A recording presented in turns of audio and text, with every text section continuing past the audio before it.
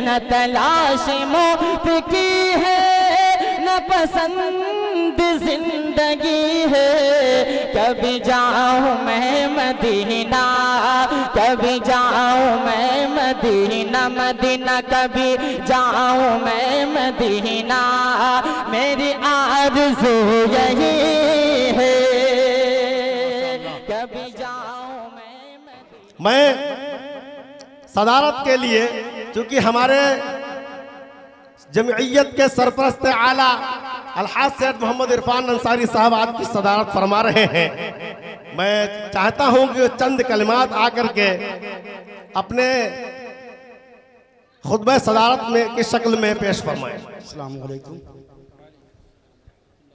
आज के इस अजीमुशान जलसे के इनेकाद के लिए जमियत सादतुल उलमा के अराकीन व मुआविनीन व मुंतज़मीन को मुबारकबाद पेश करता हूँ।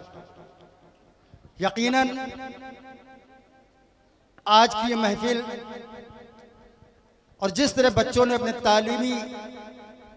तालीम का मुजाहिरा किया है, यकीनन उसमें उन असातिज़ा को भी मुबारकबाद पेश करता हूँ जिन्होंने इनको इस काबिल किया कि इतने बड़े मजमे में खड़े होकर बग़ैर किसी झिझक के, बग़ैर किसी शर्म के उन्होंने अपना प्रोग्राम पेश किया। आज से 2 साल पहले एक तालीमी मुजाहिरा इसी मरकज़ मस्जिद में हुआ था।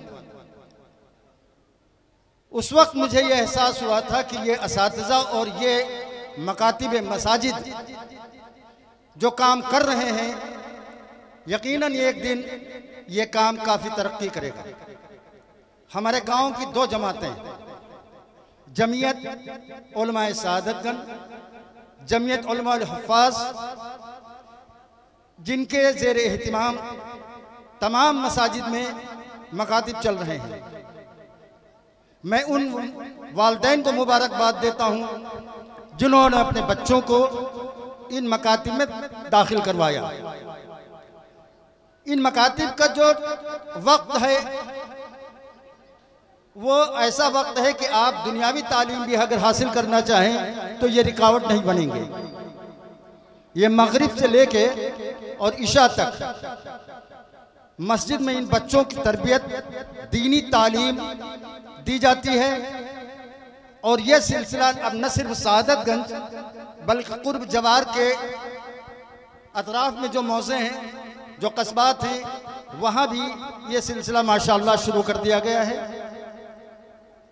मैं आज के इस इजलास के कामयाबी के लिए सबसे पहले मौलाना फरमान मज़ाहिरी साहब को बेइंतहा मुबारकबाद पेश करता हूँ और उनकी पूरी जमीयत को मुबारकबाद पेश करता हूँ।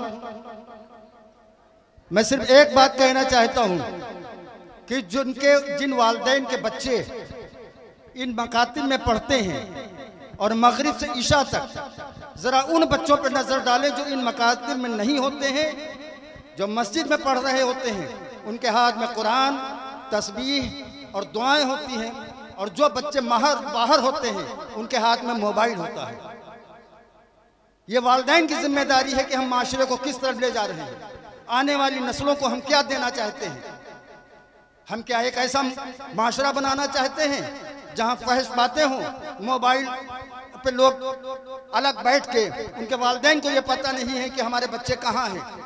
आज आप अगर यहाँ से किसी दूसरे महल्ले में जाएं तो 10 जगह आपको ऐसे बच्चे मिलेंगे जो अकेले में बैठे हुए मोबाइल पे ब्लू फिल्म देख रहे हैं या यूट्यूब पर देख रहे हैं। कल के इनके बिगाड़ के जिम्मेदार आप होंगे। अगर आज आप समझ में नहीं आया तो कल आप रोएंगे, और इन बच्चों को जो इन मकातिब में पढ़ते हैं ये आपके लिए नजात का जरिया बनेंगे। हमारे बीच उलमाए दीन मौजूद हैं। बहुत ज़्यादा बात न करके एक दर्द था वो आपसे बयान कर दिया है। ये मकातिब इल्म गाह हैं, लेकिन वालिदैन और उनके घर वो तरबियत गाह होते हैं। यहाँ से इल्म हासिल करते हैं, तरबियत उनके घर में होती है। इसीलिए कहा गया है कि माँ की गोद औलाद की पहली दरसगाह होती है। इसलिए अपने बच्चों को इन मकातिब में दाखिल करें और 3 तरह से आप इनकी मदद कर सकते हैं। आपसे अपील करता हूं, आप इनकी माली ताउन करें, बच्चों को यहाँ दाखिल कराएं, या एक नेक मशवरा ही इनको दे दें, वही आपके लिए काफ़ी होगा। बहुत बहुत शुक्रिया। माशाअल्लाह, बहुत अच्छा, बहुत खूब, बहुत उम्दा। आपकी मौजूदगी और आपकी सरपरस्ती हमें तमाम जिम्मेदारान और अराकीन को ऊर्जा बख्शती है, तवानाई बख्शती है।